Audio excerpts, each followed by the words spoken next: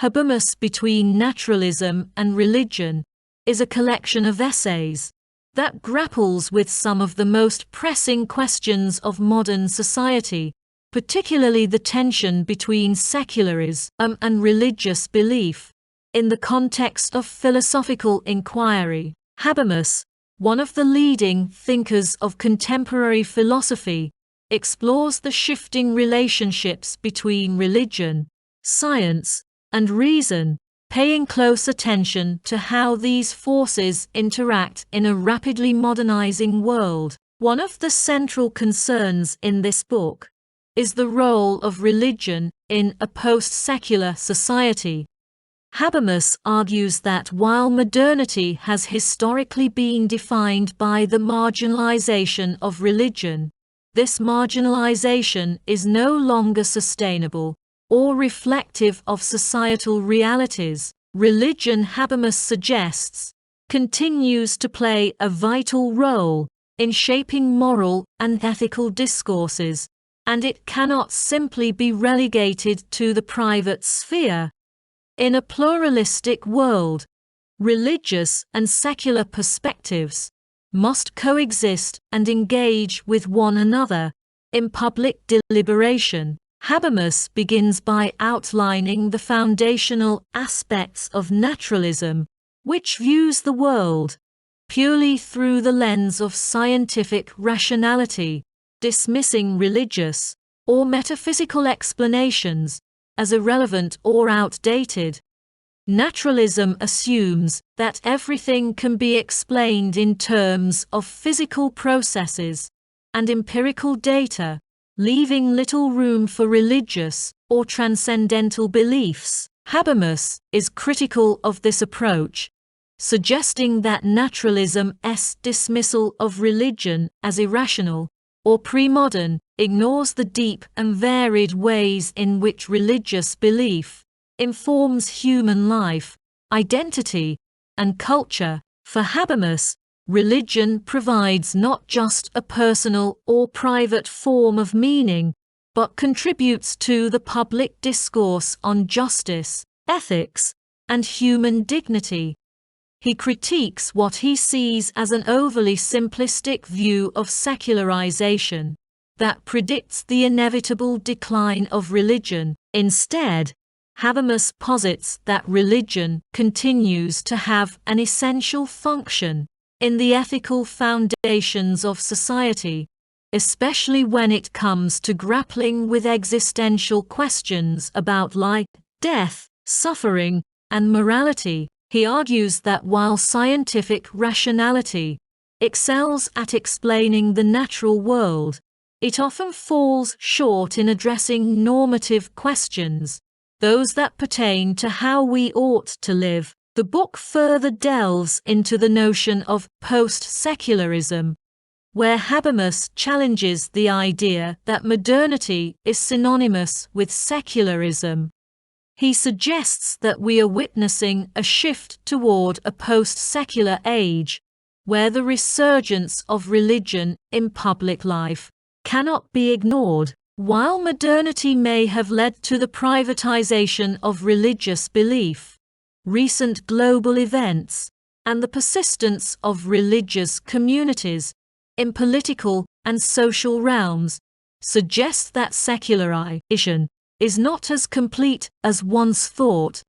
In this new context, Habermas calls for a dialogue between secular and religious viewpoints, where neither side claims absolute authority over moral or ethical truths. In his philosophical essays, Habermas stresses the importance of mutual understanding and respect between religious and secular citizens. He argues that in a democratic society, all citizens, regardless of their religious or secular beliefs, must engage with each other in a rational and inclusive dialogue. For Habermas, the public sphere should not exclude religious perspectives, but these perspectives must be translated into a language that is accessible to all citizens, regardless of their beliefs. This process of translation, he argues, is necessary for religious arguments to be considered in public debates in a way that is inclusive and non-exclusionary. This idea of translation is key to Habermas' theory of deliberative democracy, where the public sphere is a space for open dialogue and discussion among all citizens. In a pluralistic society, individuals bring different worldviews and perspectives to the table. For a democratic society to function effectively, these different views must be communicated in a way that is comprehensible to everyone involved. This is especially important in a post-secular society, where religious and secular perspectives are both present and must be negotiated. Habermas emphasizes that both religious and secular citizens must make an effort to understand each other. Secular citizens should not dismiss religious arguments as irrelevant or irrational, while religious citizens must be willing to engage in public discussions using reasoned arguments that can be understood by all. This mutual respect and willingness to engage in rational discourse are central to Habermas' vision of a functioning democratic society. Another critical aspect of Habermas' work is his analysis of the challenges posed by naturalism. While naturalism offers a powerful framework for understanding the physical world, Habermas points out that it often fails to account for the normative dimensions of human life. For example, scientific explanations of human behavior, while valuable, do not necessarily provide guidance on how we ought to act or what constitutes a good life.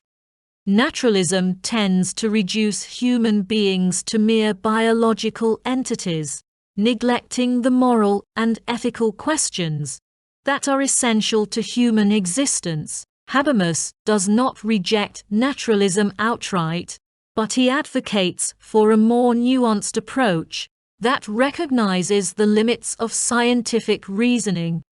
He argues that we must combine the insights of naturalism with a broader understanding of human experience, one that includes religious and ethical dimensions. In this way, Habermas calls for a soft naturalism that is open to dialogue with other forms of knowledge and understanding, rather than a rigid naturalism that dismisses religion and ethics as irrelevant. One of the key issues Habermas addresses in this book is the role of religion in a pluralistic society. In such a society, there is no single, overarching worldview that everyone shares.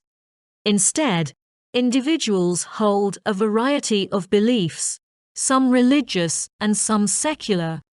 This diversity of beliefs can lead to tensions and conflicts, particularly when it comes to questions of ethics and morality. Habermas argues that in order to manage these tensions, we need a public sphere where individuals from different backgrounds can engage in dialogue and debate. However, Habermas recognizes that this is not always easy.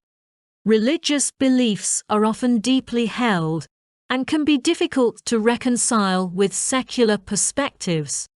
Similarly, secular citizens may find it challenging to engage with religious arguments that seem foreign or irrational to them. Despite these challenges, Habermas insists that dialogue between religious and secular citizens is essential for a functioning democracy.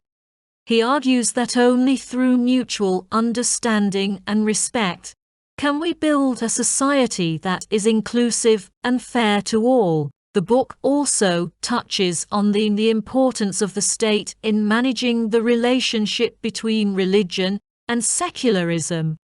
Habermas advocates for a neutral state that does not privilege one worldview over another.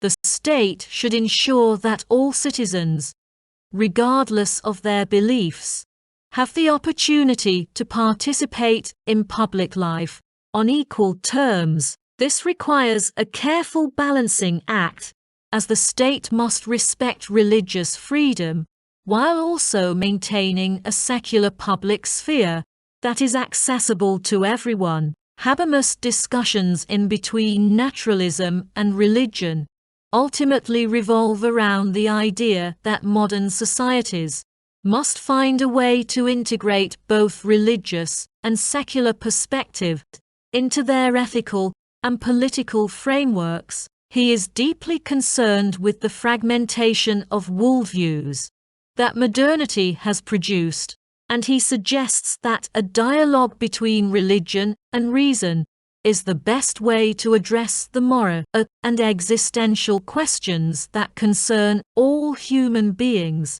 Habermas does not believe that religion and secularism are irreconcilable. Instead, he sees them as complementary forces that can enrich each other when properly understood and communicated.